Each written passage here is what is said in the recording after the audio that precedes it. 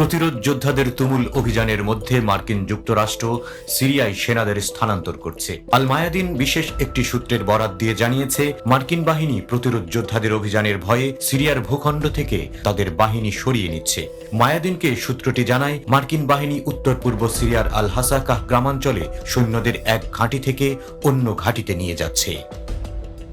Iraq ও Syria থেকে যুক্তরাষ্ট্রের সেনাদের প্রত্যাহারের জন্য মার্কিন ঘাঁটিতে একের পর এক হামলা চালিয়ে যাচ্ছে প্রতিরোধ যোদ্ধারা। তাদের আক্রমণ এড়াতেই মার্কিন বাহিনীর স্থানান্তরের এই পদক্ষেপ।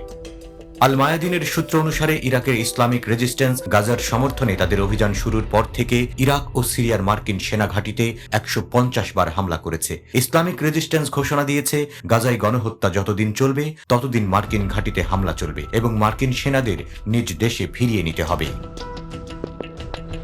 লোহিত সাগরে ইসরায়েলি এবং ইসরায়েলগামী জাহাজের উপর ইয়েমেনের হুথিদের হামলার পর মধ্যপ্রাচ্যে উত্তেজনা আরও বাড়তে থাকে। যুক্তরাষ্ট্র এবং যুক্তরাজ্য ইয়েমেনে সামরিক অভিযান চালানোর পর হুথিরা এখন যুক্তরাষ্ট্র ও যুক্তরাজ্যের জাহাজকেও টার্গেট করছে। প্রশ্ন উঠেছে, সিরিয়া থেকে মার্কিন সেনাকে প্রত্যাহার করা হচ্ছে? সূত্রটি আল মায়াদিনকে জানিয়েছে, সেনা প্রত্যাহারের গুজবের সাথে সেনা স্থানান্তরের কোনো সম্পর্ক নেই, বরং মার্কিন বাহিনী মার্কিন সমর্থিত সিরিয়ান ডেমোক্রেটিক ফোর্সেস এসডিএফ এর সহযোগিতায় আল হল ক্যাম্পের ভিতরে একটি নিরাপত্তা অভিযান শুরু করেছে, যা কয়েকদিন ধরে চলবে।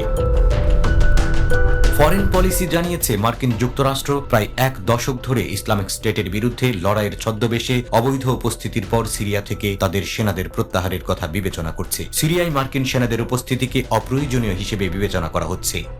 মার্কিন বাহিনীর এই সম্ভাব্য পদক্ষেপটি মধ্যপ্রাচ্যে আঞ্চলিক যুদ্ধের ক্রমবর্ধমান ঝুঁকির মধ্যেই এসেছে। গাজায় মার্কিন সমর্থিত ইসরায়েলি চলমান গণহত্যা 4 মাসের কাছাকাছি পৌঁছে গেছে। ওয়াশিংটন তার সামরিক অগ্রাধিকারগুলো পুনরায় মূল্যায়ন করছে। সিরিয়ায় ক্রমাগত আক্রমণের শিকার হচ্ছে মার্কিন সেনারা। এমন পরিস্থিতিতে সেনা প্রত্যাহারের বিষয়টি বিবেচনা করছে প্রেসিডেন্ট জো বাইডেন প্রশাসন। ফরেন পলিসির প্রতিবেদনে বলা হয়েছে, সিরিয়া থেকে মার্কিন সেনাদের পুরোপুরি প্রত্যাহার করা হতে পারে, যদিও এখনো কোনো সুনির্দিষ্ট সিদ্ধান্ত নেওয়া হয়নি। প্রতিরক্ষা ও পররাষ্ট্র দপ্তরের ভেতরের অন্তত 4টি সূত্র জানিয়েছে, হোয়াইট হাউস সিরিয়া মিশন চালিয়ে যেতে চাইছে না। তারা এটাকে অপ্রয়োজনীয় বলে মনে করছে। পূর্ব এবং উত্তর পূর্ব সিরিয়ায় সরে যাওয়ার পর থেকে মার্কিন যুক্তরাষ্ট্র বেশ কয়েকটি সামরিক ঘাঁটি এবং সাইট স্থাপন করেছে। পেন্টাগনের দাবি অনুযায়ী বর্তমানে সিরিয়ায় প্রায় 900 সেনা মোতায়েন রয়েছে। পেন্টাগনের দাবি, মার্কিন সেনারা সিরিয়ার তেল ও গ্যাস সম্পদ তদারকিও করছে মার্কিন সেনারা।